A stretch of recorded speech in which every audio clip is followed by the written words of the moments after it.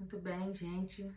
Estamos nós aqui para dar aí prosseguimento à nossa jornada de conhecimento e sabedoria.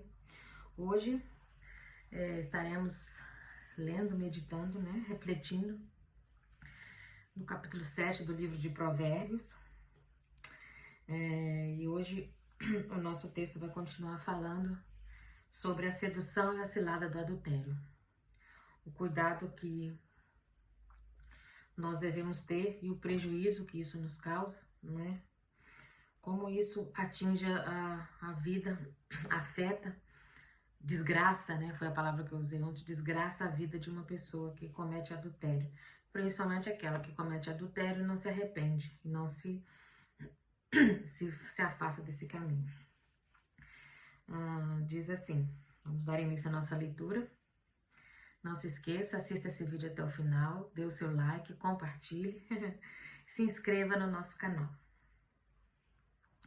Nosso canal, nossa missão intercessão. Hoje, dia 7, amanhã 8 de dezembro, é feriado aqui em nosso Portugal. Estaremos aí para quem, tem feriado, não trabalha os feriados, amanhã estará em descanso. Na nossa igreja nós teremos a ceia geral, onde a sede, mas todas as congregações se reúnem num espaço só, não é? Para poder aí cearmos, celebrarmos a Santa Ceia do Senhor. Então vamos lá, a nossa leitura. Diz assim, a sedução e a cilada do adultério. Filho meu, obedece aos meus conselhos, e no íntimo do teu ser, guarda os meus mandamentos. Segue as minhas orientações, e descobrirás a verdadeira vida. Zela pelos meus ensinos, como cuida da pupila dos teus olhos. Está aí a importância, de zelarmos pelos mandamentos, pelos ensinamentos, pelos conselhos, que a palavra do Senhor nos traz, que a palavra de Deus é viva e eficaz, não é? E assim a gente vai seguindo, zelando, guardando, obedecendo os conselhos, os ensinamentos da palavra de Deus.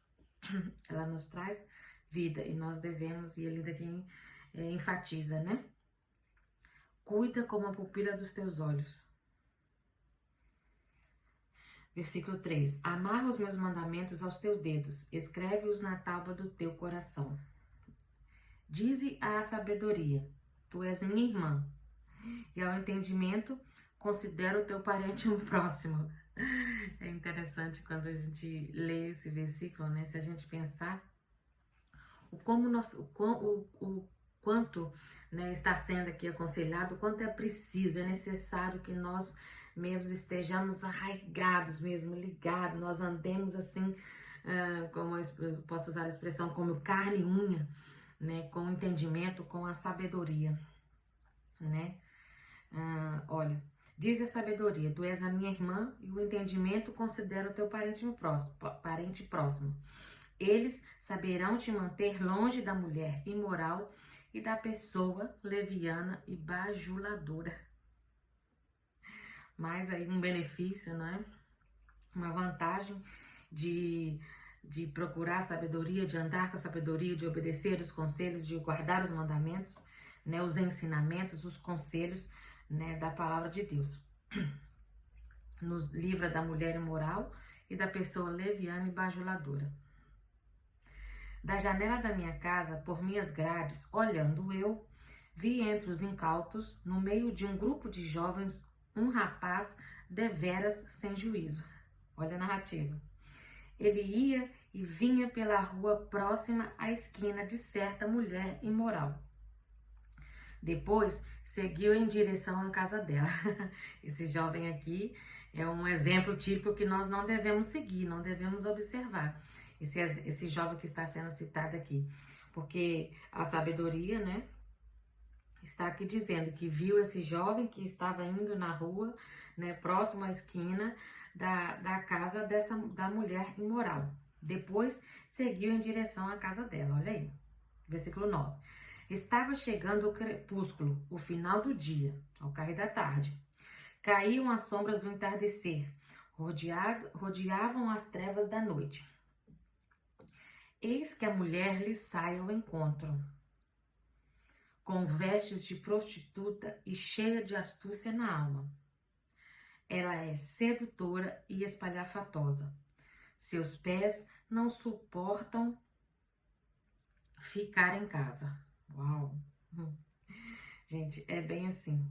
Deixa eu terminar aqui. Um momento na rua, outro nas praças. Em cada esquina se detém à espreita de sua vítima.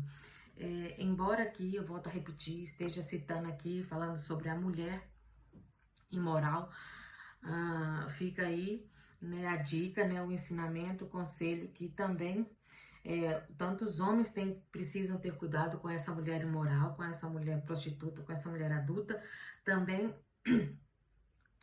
as mulheres têm que ter cuidado com as ciladas que os homens preparam. É lógico que, né, não só por ser mulher, mas a mulher ela é mais astuta, ela é mais, digamos assim, né, para elaborar uma armadilha, né, algo assim desse tipo, né, para uma artimanha, assim, a mulher ela é mais, digamos assim, capaz disso. Não que a mulher seja melhor, ou não que isso seja um elogio, né, a mulher. Mas a mulher, nós, mulheres, somos capazes. Mas os homens também têm. Os homens também têm condições de prepararem uma cilada, uma armadilha, de seduzir, não é? Então, fica aí a dica. Mulheres tenham cuidado com os homens tenham cuidado com as mulheres. Porque o prejuízo na vida, tanto do homem ou da mulher, que se deixa seduzido, se deixa ser atraído, ou que é atraído, né, para esse tipo de armadilha, para viver no adultério, a ruína acontece na vida dos dois. Diz assim o versículo 13: precipitou-se sobre o rapaz, beijou-o sem pudor e lhe declarou: tenho em casa a carne dos sacrifícios de paz que hoje preparei para cumprir os meus votos, ao convite. Por esse motivo, saí ao teu encontro, a buscar-te, e te encontrei. Já estendi sobre o meu leito cobertas coloridas de linho fino do Egito. Também já perfumei minha cama e o ambiente com mirra, aloés e canela. Gente, o ambiente todo preparado, é uma cilada mesmo, assim, é uma teia, onde a aranha prepara uma teia mesmo para poder pegar a sua vítima, para poder aprisionar a vítima e, infelizmente, desgraçar a vida da pessoa. Vem, ela continua com o convite. Vem, embriaguemo-nos com as delícias da sensualidade até o amanhecer. Gozemos os prazeres do amor, pois o meu marido não está em casa. Oh Deus, que tristeza. Partiu para uma longa viagem. Levou consigo uma bolsa cheia de prata e não retornará antes da lua cheia. Assim como a sedução ardilosa das suas muitas palavras e gestos persuadiu-o com a lisonja e volúpia dos seus lábios, o arrastou. Ou seja, ela preparou a armadilha, lançou sobre o rapaz, né, sem juízo, e ele foi apanhado, foi preso nessa rede. Ao versículo 22. E ele, a sabedoria falando, né, sobre viu o rapaz e a mulher apareceu, se lançou sobre ele, fez o convite ali, descreveu o ambiente, tudo que ela havia preparado, né, e, consequentemente, né, infelizmente, o rapaz, vamos lá ver se ele vai cair. Ele caiu, né, que ele foi para a casa dela. Olha, o 22. E ele, sem refletir, o jovem, né, no mesmo momento, a seguiu como boi foi levado ao matadouro e como servo que corre em direção à emboscada. Até que uma flecha lhe atravesse o coração, como a ave que se apressa em saltar por dentro do alçapão, sem imaginar que essa atitude lhe custará a vida. Como eu disse, essa atitude insana de ceder ao convite e às tentações vai lhe custar a vida. E muitas das vezes, né, no literal também, alguém que comete o adultério, seja homem, seja mulher, acontece isso. Ao 24. Agora, portanto, filho, dá-me toda a tua atenção e inclina os teus ouvidos às minhas palavras experientes. Não permitas que seu coração se desvie para o caminho da mulher imoral, nem vagues desorientado pelas trilhas dessa pessoa. Inúmeras foram as suas vítimas, e muitos são os que por ela foram mortos. Versículo 27, olha. A casa dela é uma trilha que conduz precipício abaixo, rumo ao inferno, a morada eterna dos mortos. É interessante que ontem, né, nós falamos também sobre isso, essa advertência contra a mulher adúltera, contra o adultério, né? Hoje também tratamos sobre isso. E é interessante que o autor, né, o Salomão, que escreveu a maioria dos provérbios, né?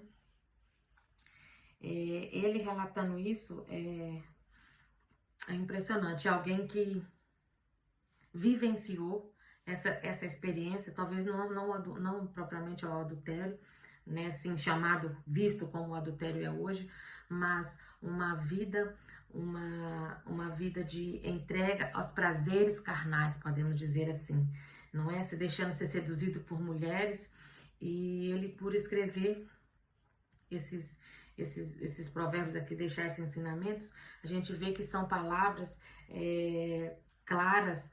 A gente percebe que palavras de quem vivenciou isso e hoje compartilha, né, com a gente através das Sagradas Escrituras, através da Palavra de Deus, como que as coisas acontecem, como se procede às armadilhas, como que se faz, não é? Aquela, assim, todas as armações, como é que é feito, como é que é isso, a sedução, esse jogo, né, de sedução e o mal, não é? E o fim daqueles que cedem aos prazeres da carne. Infelizmente, como eu disse, é uma vida de desgraça, e desgraça não só para quem é o adúltero, mas com quem ele adultera, com as famílias envolvidas em toda essa questão. Infelizmente, hoje, mas eu não posso deixar de dizer que Jesus tem perdão para essas pessoas que praticam isso e se arrependem, não é? E querem deixar essa vida. Jesus tem ajuda, tem auxílio para as pessoas que decidem não trilhar esse caminho, não aceitar o convite dessa mulher imoral, não aceitar o convite do homem imoral, daquele que faz esse convite, né? Essa proposta indecorosa. Né? Nós temos ajuda, nós temos auxílio do Senhor Jesus, das Sagradas Escrituras, que nos ensina, que nos fortalece, que nos orienta a não cedermos, a não trilharmos esse caminho. Essa é a nossa esperança. Por hoje nós ficamos por aqui. Amanhã, dia 8 de dezembro, estaremos de volta. Fique na paz e até amanhã.